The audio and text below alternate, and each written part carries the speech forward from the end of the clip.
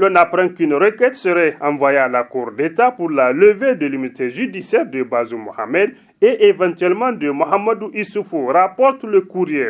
Pour qui, selon des réseaux d'information, il y aurait des chaudes discussions entre un magistrat de la Cour d'État sur la question. Des avis divergents qui auraient suscité des querelles et empoignades verbales. Une situation qui aurait amené le ministre de la Justice à se rendre à la Cour d'État le samedi 3 février 2024 pour tenter d'aplanir les divergences entre magistrats, rapporte toujours le Courrier. Pour qui on savait qu'entre autres personnalités qui doivent répondre de leurs actes au-delà des fuyards, il y avait les deux têtes de proue de la Renaissance, à savoir l'ancien président Issoufou, qui, au-delà des hommes qui lui sont proches, aurait eu l'audace d'impliquer jusqu'à sa famille dans la gestion de l'État, ou bien que c'est avec lui que le peuple prenait un contrat, non avec une famille qui ne peut, pour aucune raison en démocratie, prendre les places qu'elle prenait dans le pouvoir.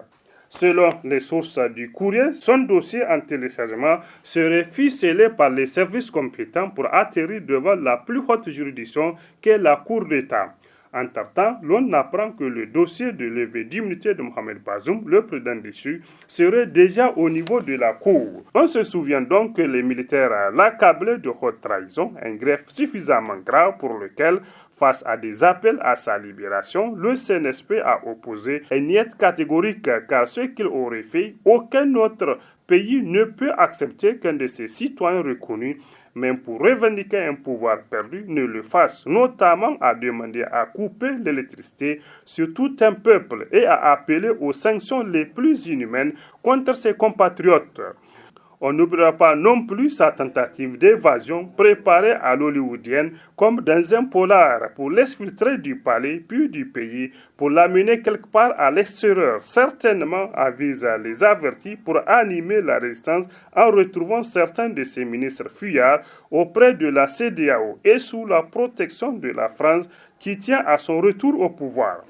Aussi, il va sans dire qu'en fouillant la gestion qui a été la sienne pendant 2 ans et demi, l'on trouvera d'autres accusations à porter contre lui. On apprend donc que le dossier pour la levée de son immunité est arrivé depuis quelques jours à la Cour d'État. Mais selon les sources du Courrier, des juges de cette cour joueraient au dilatoire pour bloquer le processus afin de ne pas avoir de procès contre le président déchu. Une attitude inqualifiable dans un pays où les juges voudraient faire croire que tous les enfants du pays seraient égaux devant la loi et qui pourrait friser une autre haute trahison. C'est pourquoi, pour le confrère, il faut craindre que ces questions graves ainsi que le système déchu s'y déploie ne viennent diviser le gouvernement et le CNSP quand on sait que les deux groupes pourraient être composés d'un certain cocktail qui ne peut permettre d'avoir l'harmonie indispensable pour la bonne marche de la transition. Le CNSP doit faire attention à lui-même